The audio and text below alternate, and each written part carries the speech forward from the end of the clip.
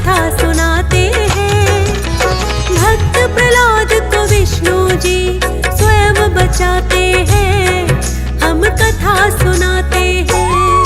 जब संकट हो भक्तों पर ये आते हैं रक्षक बनकर। जब संकट हो भक्तों पर ये आते हैं रक्षक बनकर।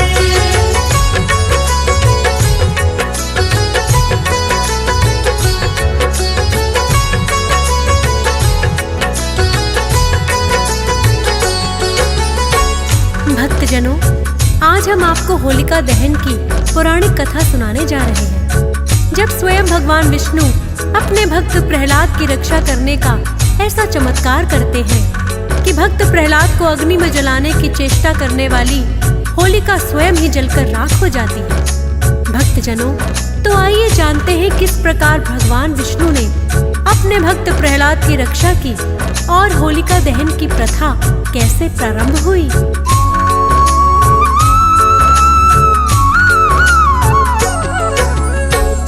दिति से महर्षि कश्यप को जो हुई संतान, हिरण्याक्ष और हिरण्यकश्यप थे पुत्रों के नाम।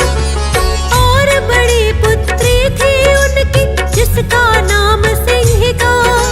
छोटी पुत्री हुई थी उसको दिया है नाम होलिका। बड़ा पुत्र हिरण्याक्ष तो उनका बड़ा बलशाली है। पृथ्वी ही उठा ली है और पृथ्वी को ले जाकर सागर के बीच छुपाया, जिसे बचाने को श्री हरि ने वरा का रूप बनाया। दांतों बीच उठा के धरा को बाहर लाते हैं, पावन कथा सुनाते हैं।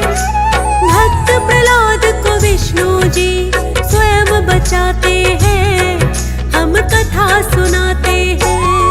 जब संकट हो भक्तों पर ये आते हैं रक्षक बनकर। जब संकट हो भक्तों पर ये आते हैं रक्षक बनकर।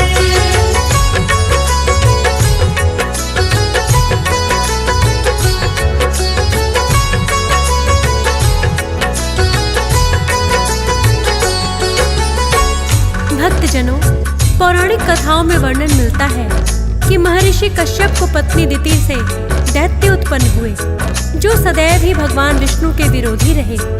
उनके पुत्र हिरण्याक्ष ने जब धरती को ही सागर के बीच छुपा दिया, तो भगवान विष्णु को वराह अवतार लेकर आना पड़ा और अपने दांतों के बीच धरा को उठाकर बाहर ले आए। हिरण्याक्ष दैत्य का वध भगवान विष्णु ने अपने वराह अवतार में ही किया और पृथ्वी को उनके अत्याचारों से मुक्त किया। तब हिरण्याक्ष के छोटे भाई हिरण्यकश्यप ने विष्णु जी से प्रतिकार लेने की ठान ली। इसके लिए ब्रह्मा जी की तपस्या करने लगा।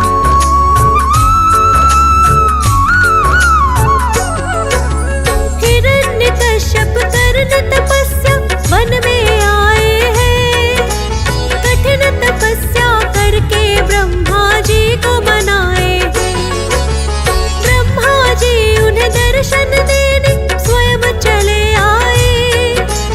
बोले के वरदान मांग लो जो भी तुम चाहे। बोले हिरण्यकश्यप चाहिए अमरता का वरदान। इतना सुनकर ब्रह्मा जी भी हो गए बड़े हैरान। बोले अमरता का वरदान तो संभव नहीं देना। हिरण्यकश्यप इसे छोड़कर कुछ भी मांग लेना। जिसने जन्म लिया है वो मृत्यु को पाते हैं, पावन कथा सुनाते हैं। भक्त प्रहलाद को विष्णु जी स्वयं बचाते हैं, हम कथा सुनाते हैं। जब संकट हो भक्तों पर ये आते हैं रक्षक बनकर। जब संकट हो भक्तों पर ये आते हैं रक्षक बनकर।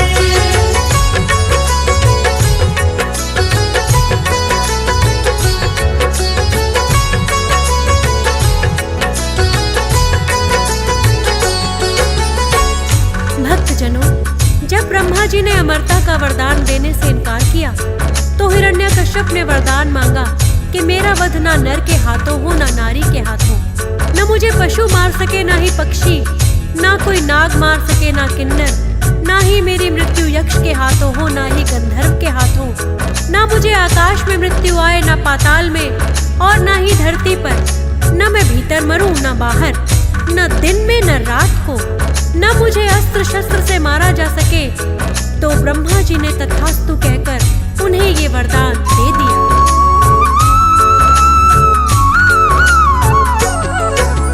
मन चाहा वरदान ये हिरण्यकश्यप ने पाया, पाकर के वरदान वो खुद पर बड़ा ही इतराया। सोचा अब तो विष्णु जी से बदला लेना है, इस धरती से नाम ही उसका अब तो मिटाना है। चारों ओर ही उसने फिर तो कर दिया है ऐलान, सुनो प्रजा के वासियों मानो मुझको ही भगवान। भूल से जो भी विष्णु जी का किसी ने नाम लिया, स्वयं ही अपने हाथों से मैं करूं उसकी हत्या। अत्याचार उसके धरती पर बढ़ते जाते हैं, पावन कथा सुनाते हैं। भक्त प्रहलाद को विष्णु जी स्वयं बचाते हैं, हम कथा सुनाते हैं। जब संकट हो भक्तों पर ये आते हैं रक्षक बनकर, जब संकट हो भक्तों पर ये आते हैं रक्षक बनकर।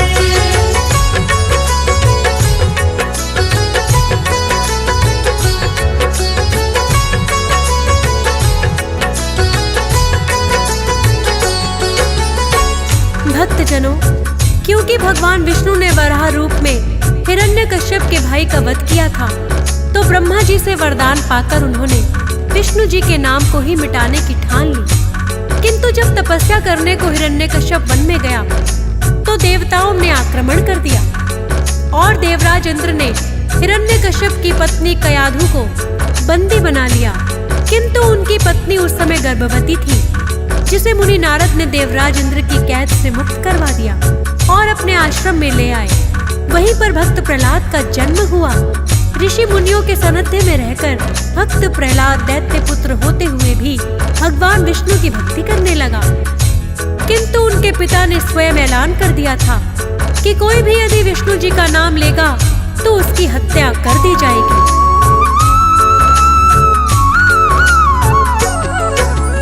हिरण्यकश्यप दानव ने ये कर दिया ऐलान, किंतु उनका पुत्र प्रहलाद ही विष्णु भक्त महान। क्योंकि मुनि नारद के आश्रम में ही जन्म हुआ, ऋषि मुनियों के सानिध्य में सच्चा ज्ञान लिया। भक्त प्रहलाद तो लगा है विष्णु जी की भक्ति करने, विष्णु भक्ति करते हैं चाहे दैत्य ही कुल में जन्मे। हिरण्यकश्यप दानव को जब ये पता चलता है, उनका पुत्र ही विष्णु जी के नाम को जपता है।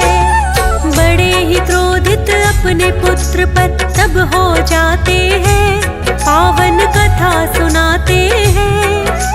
भक्त प्रहलाद को विष्णु जी स्वयं बचाते हैं, हम कथा सुनाते हैं। जब संकट हो भक्तों पर ये आते हैं रक्षक बनकर, जब संकट हो भक्तों पर ये आते हैं रक्षक बनकर।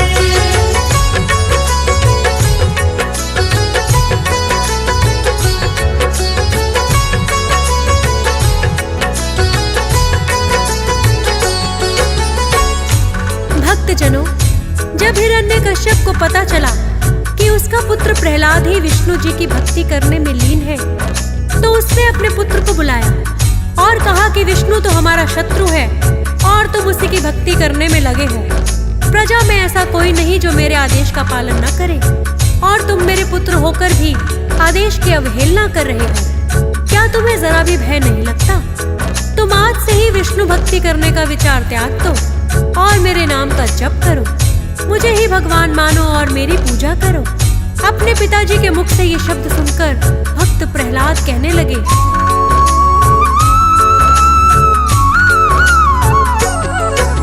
सुनो पिताजी, आपको नहीं है फिर तो पूरा ज्ञान। अहंकार के कारण कहते हो खुद को भगवान। शरण में आप जो चले गए तो हो अपराध क्षमा। विष्णु जी के सिवा कौन दूजा भगवान यहाँ। वो होते भगवान जो सृष्टि के रखवाले हैं और स्वयं श्री हरि विष्णु जी ये करने वाले हैं। विनती है ये मेरे पिताश्री, त्याग करो अहंकार। आप भी उनकी शरण में जाओ, हो जाए उद्धार। शरणागत को वो न कभी खाली लौटाते हैं, पावन कथा सुनाते हैं। भक्त प्रहलाद को विष्णु जी स्वयं बचाते हैं, हम कथा सुनाते हैं। जब संकट हो भक्तों पर ये आते हैं रक्षक बनकर। जब संकट हो भक्तों पर ये आते हैं रक्षक बनकर।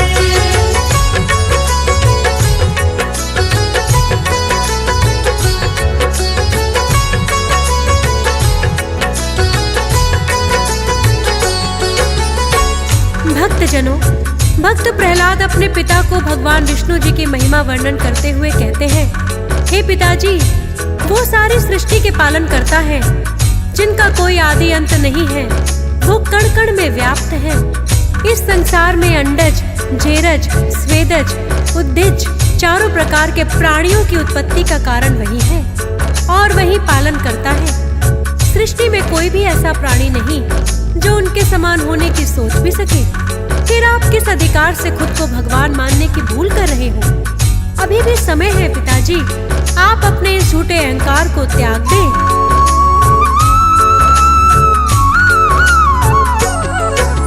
भक्त प्रहलाद ने अपने पिता को जो उपदेश दिया, हिरण्यकश्यप ने उसको ही बंदी बना लिया और सैनिकों को बुलवा कर दिया है ये आदेश, पर्वत के ऊपर ले जाकर नीचे दो इसे फेंक।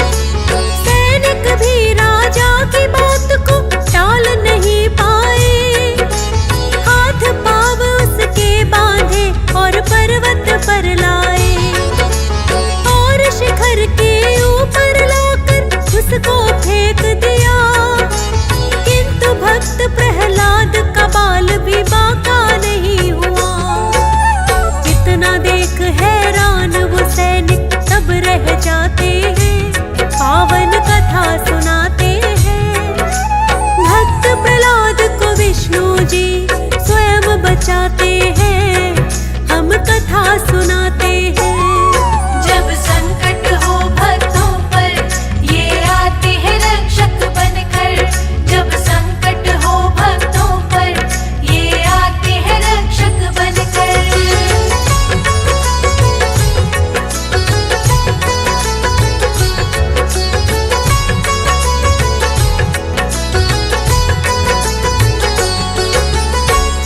भक्तजनों, जब हिरण्यकश्यप को पता चला कि उसका पुत्र प्रहलाद जीवित बच गया तो क्रोध के मारे आग बबूला हो गया।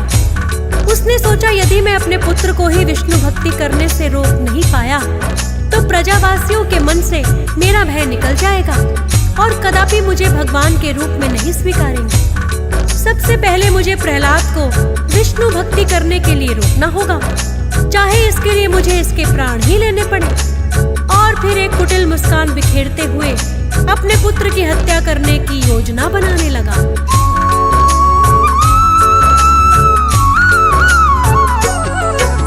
अनेकों जहरीले नागों से उसे डसवाया है, किंतु सफल नहीं हिरण्यकश्यप फिर भी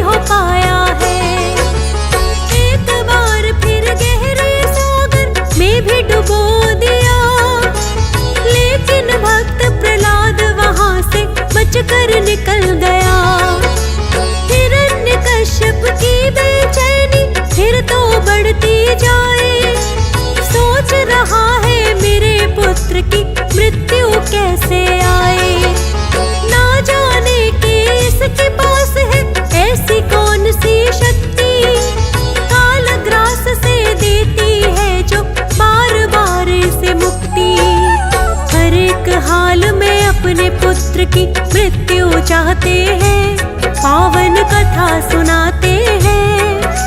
भक्त प्रहलाद को विष्णु जी स्वयं बचाते हैं, हम कथा सुनाते हैं।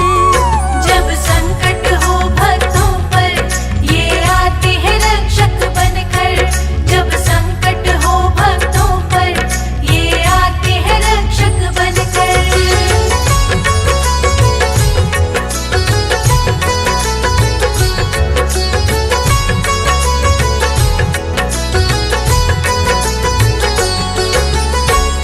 भक्तजनों, हिरण्यकश्यप ने अपने मन में निश्चय कर लिया कि प्रहलाद की हत्या किसी भी हालत में करनी है।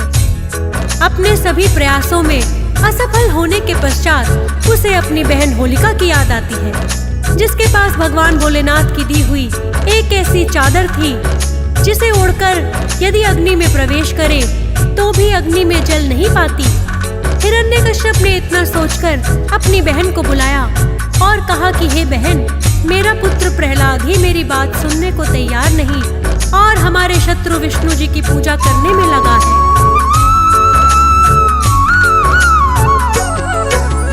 अपनी बहन होलिका हिरण्यकश्यप ने बुलाई और बता दी उसके सामने सारी ही सच्चाई। जो विष्णु है बहना अपने कुल का विरोधी है, मेरा पुत्र प्रहलाद करता उसकी भक्ति है। कितनी बार इसकी हत्या का मैंने किया प्रयास, पर ना जाने कौन सी शक्ति बहना इसके पास। हर एक बार प्रयास मेरा तो विफल हो जाता है और जीवित बचने में ये तो सफल हो जाता है। कहता है कि विष्णु जी मुझको बचाते हैं, पावन कथा सुनाते हैं। भक्त प्रहलाद को विष्णु जी स्वयं बचाते हैं, हम कथा सुनाते हैं।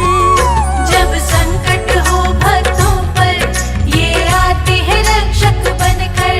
जब संकट हो भक्तों पर, ये आते हैं रक्षक बनकर।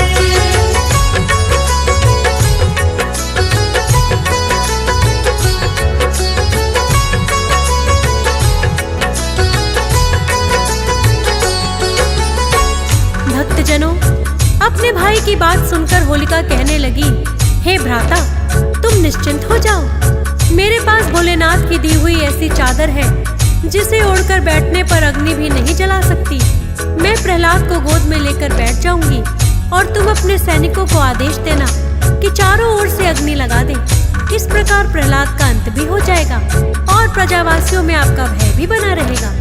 हिरण्यकश्यप होलिका की बात सुनकर बड़े प्रसन्न हुए और उन्होंने प्रहलाद की हत्या की योजना बना ली।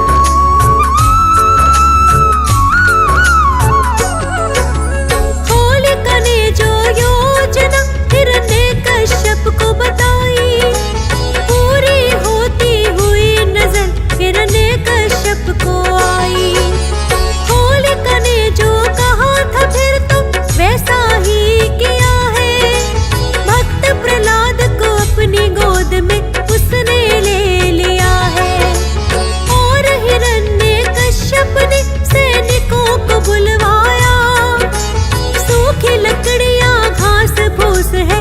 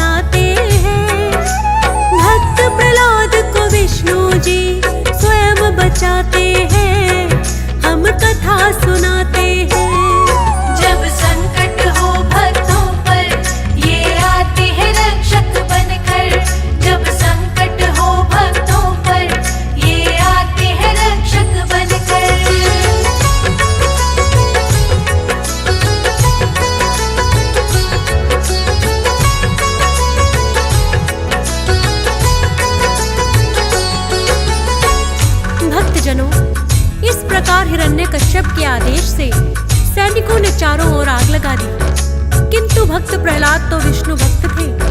जो ही अग्नि प्रज्वलित हुई, ऐसी आंधी चली कि होलिका की वो दिव्य चादर उतरकर भक्त प्रहलाद के ऊपर आ गई और भक्त प्रहलाद के स्थान पर होलिका जलकर राख हो गई। प्रिय भक्तों, इसी उपलक्ष्य में आज तक भी सांकेतिक होलिका दहन किया जाता है।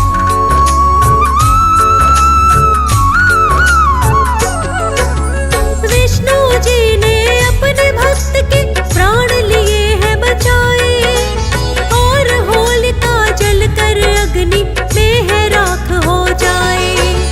पाप गया है हार, धर्म फिर जीत ही जाता है। इस उपलक्ष्य में होलिका दहन किया अब भी जाता है। सच्चे भक्तों की रक्षा को विष्णु जी आते हैं, दुष्टों का कर दमन भक्तों की लाज बचाते हैं।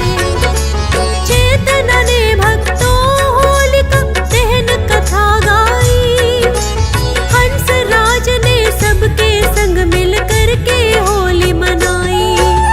फौजी सुरेश लिखता है, भक्त जो सुनना चाहते हैं पावन कथा सुनाते हैं। भक्त प्रहलाद को विष्णु जी स्वयं बचाते हैं, हम कथा सुनाते हैं। जब संकट हो भक्तों पर ये आते हैं रक्षक बनकर। जब संकट हो भक्तों पर ये आते हैं रक्षक बनकर। ओ रंग बिरंगी होली आई, रंगों की मस्ती है छाई। छाई रंगों की है बहार, पावन होली का त्योहार। ओ लाल हरा नीला है गुलाबी, होली का मौसम महताबी। बह रही देखो मस्त बहार, पावन होली का त्योहार।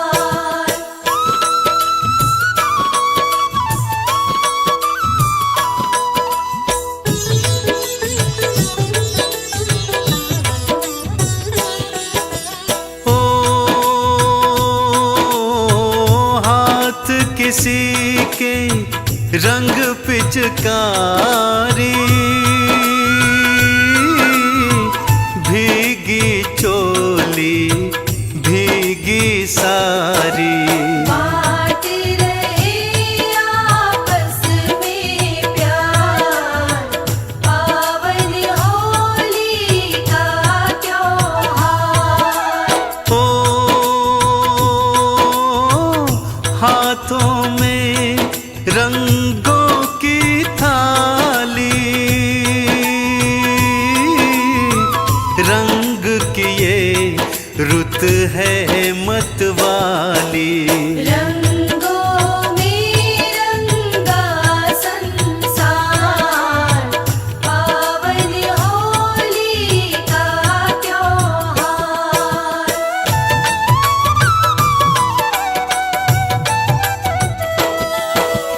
ओ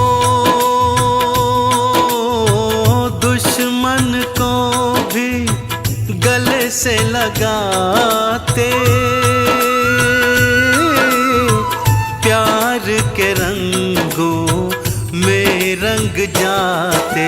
बैरी नहीं कोई सब है यार, पावन होली का त्योहार। ओ जैसे ही होली आ जाती, कण कण में मस्ती छा जाती। प्यार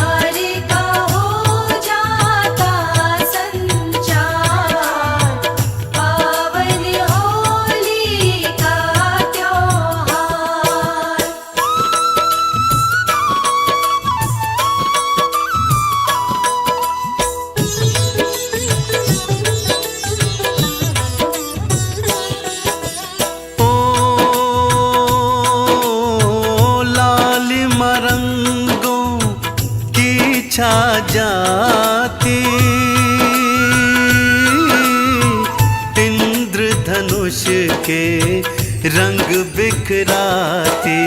रंग रंगीली बहती बयार, पावन होली का त्योहार। ओ भंग की तरंग जो गिरा गाए, सरर सरर शोर मचाए। ढोल मंजीरों की झनकार, पावन होली का त्योहार।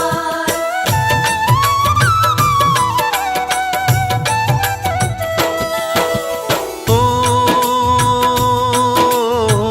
रंग बसंती देश का प्यारा,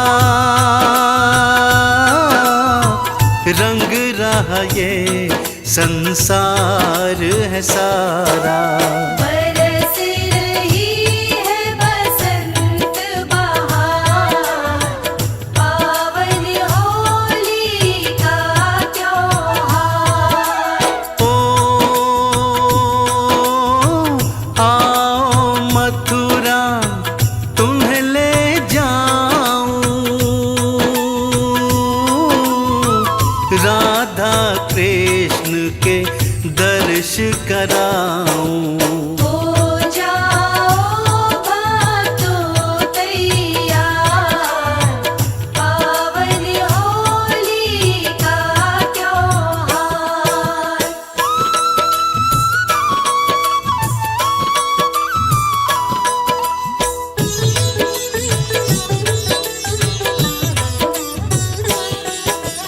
ओ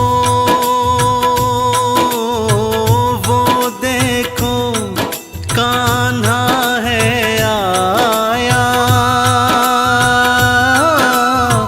ग्वालों की टोली संग लाया। हाथों में रंगों का थार, पावन होली का त्योहार। ओ बरसाने से राधा आई, संग सखियन की टोली भी आई। लाई पिचकारी की धार, पावन होली का त्योहार।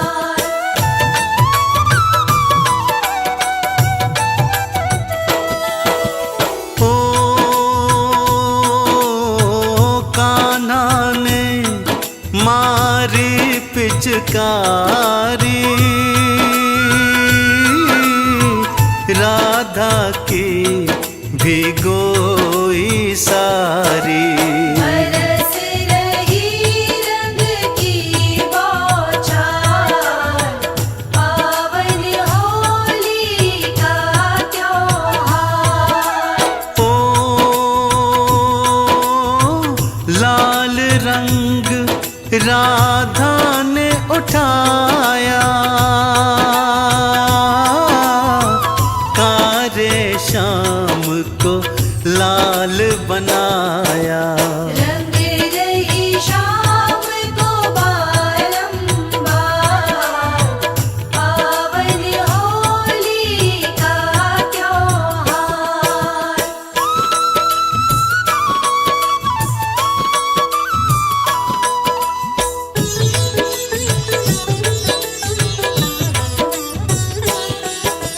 ओ ग्वालों ने भी ली पिचकारी, भर भर सखियों पर है मारी। तारी दे सखिया तो हजार, पावन होली का त्योहार। ओ लठिया सखियों ने भी उठा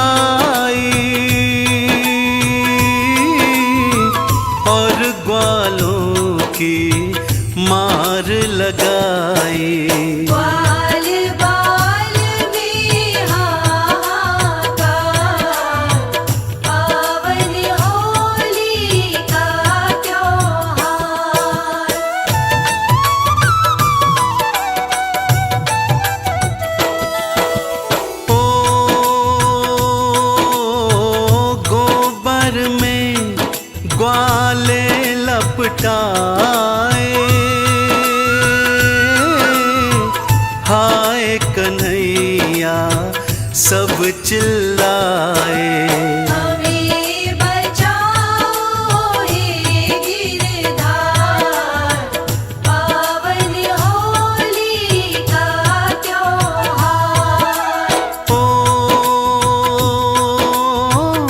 पत्ता पत्ता डाली भीगी, राधा कृष्ण की प्रीत है मीठी।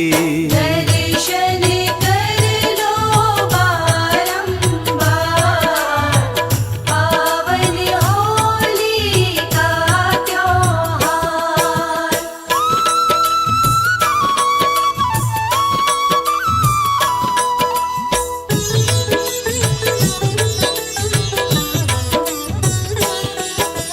ओ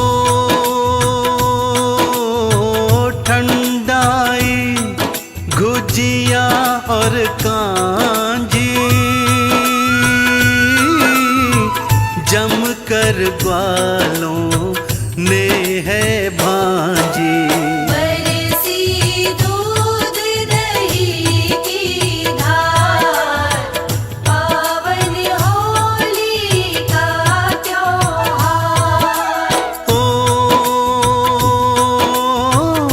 होली में सब भाग जगाए,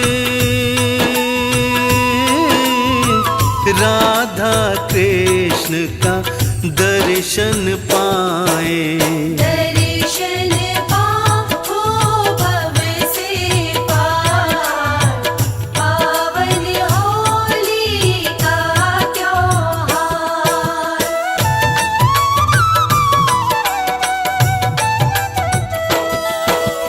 ओ होली का रंग और शाम की बंसी, मनमोहन की कृपा बरसी। जय हो तिहारी लीलाधार, पावन होली का त्योहार। ओ राधा कृष्ण की होली पावन, इनकी कृपा अति मन भावन। महिमा इनकी अपरंपार, पावन होली का त्योहार।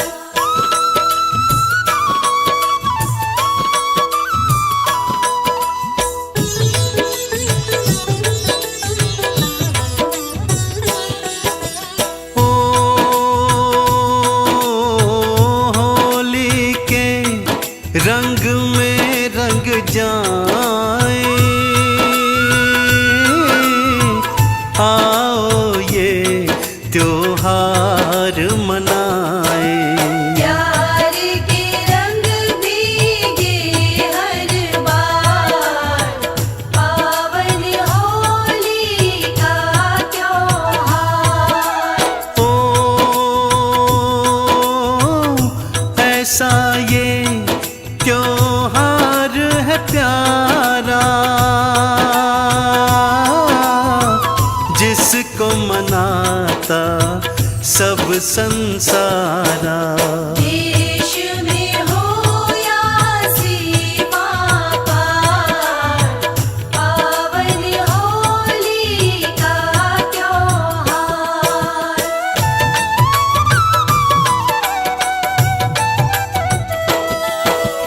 ओ